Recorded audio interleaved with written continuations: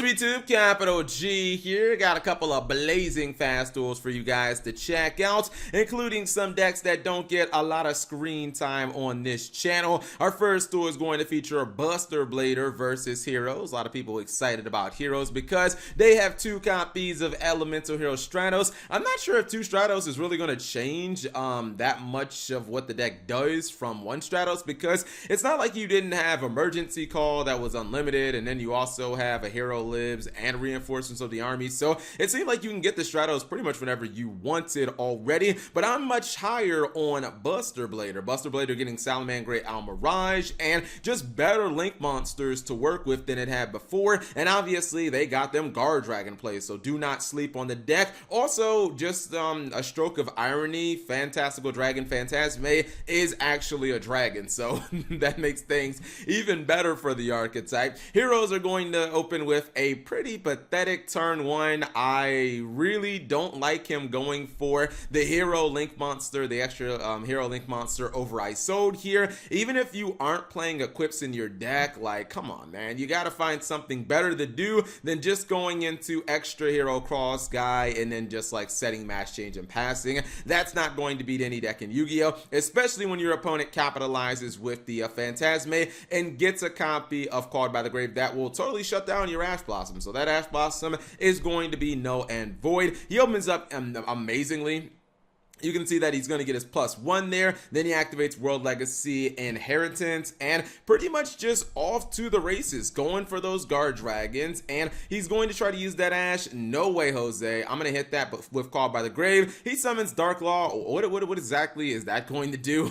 He can just summon Red Eyes from his deck and attack over it. So Darkness Metal Dragon says, sit your ass down. Now look, if he would have actually had a copy of Honest Neos, this whole duel could have completely changed, because him losing that Dark Law for basically nothing meant that like you're basically at the mercy of the the Buster Blader, and the Buster Blader deck does have them plays. He's actually going to special summon Saryuja, or the copy of Phantasme, from his hand, and this is going to be used for Synchro material. Check that out. He's going to use it a little later. Going to revive his copy of Red Eyes from the graveyard, summon Buster Whelp, activate Where Art Thou, summon the Red Eyes or the Hot Ray Dragon Archene Abyss from his extra deck. Now he's going to special summon the Buster Whelp, and 1 + 7 equals probably a Borreload Savage Dragon to take a negation, or to take a card from his opponent, as it is a built-in negation. And you keep in mind he still has this card right here. He still has the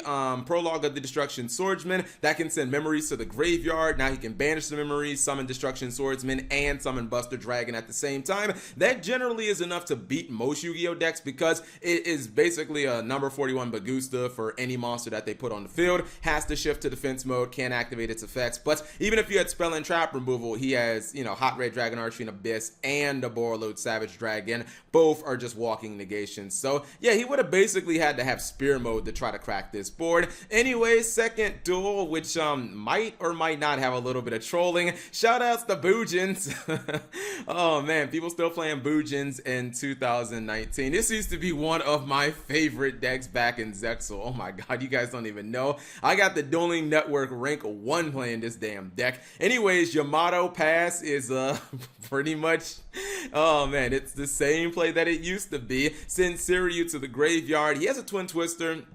Twin Twister already hard countered by the Pendulum Call, so Twin Twister probably not going to be doing much this duel. And he has Destrudo in the graveyard. I thought Pendulums was just going to walk all over him, especially with that massive Pendulum summon where he has 5 monsters on board. Goes for Electromite. He is going to use Twin Twister. I don't even know if that does anything. I mean, yeah, he pops the Endymion, but he gives the Pendulum player a draw, so I feel like it wasn't actually worth it. Whatever. He's going to summon Destrudo, paying 4,000 life points. Goes for Decode Talker and Borreload Savage Dragon. It's an okay board. I'm not gonna lie, it's pretty decent. I guess when he does pop the Endymion, he doesn't give him this negation, because I don't believe Sorcerer Supreme can bounce itself. I think it has to bounce another card. Correct me if I'm wrong. Anyways, he's gonna use Siryu from the graveyard, but he does have Honest as a backup plan, so he's not going to die. Here's where I say that there was some trolling going on, and it's right here. He top decks a copy of Bujinji Crane. I mean, this is the perfect top deck. I think any Bujin player just realizes that they have game. Now, look, obviously, if you're playing Utopia, double cheese, you just instantly win. You just Utopia double your opponent. GG no re, which if I was playing Bujins, I probably would play because all the monsters are level 4. But even outside of that, what's stopping him from simply going into Susanoo Wu? He already has Bujinji Crane. All he has to do is just attack, use Crane, attack in the Decode Talker, and then attack into this guy, and that's GG no re. Unless I've totally forgotten with the Susanoo Wu does, I believe it can attack every monster your opponent controls, but instead he goes for this really stupid, convoluted Exciton Knight play, which means he can't do battle damage. So instead of just winning the game with Susanoo Wu, he decides, I'd rather not win, Cap. Winning's too OP.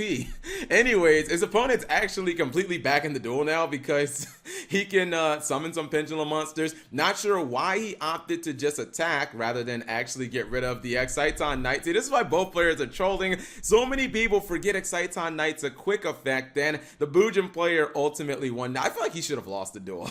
If he didn't just win with the Susanoo Wu, I feel like the Pendulum player could have actually came back and won that. I mean, I don't know if he's not playing Xyz monsters or if he didn't have any type of removal for the Exciton Knight, but he had a chance to mount him there. Maybe that could have been the difference between victory and defeat. Anyways, if you guys enjoyed those short duels, give the video a thumbs up. Thank you guys for watching. As always, subscribe if you have not already, and turn on that notification bell for daily videos.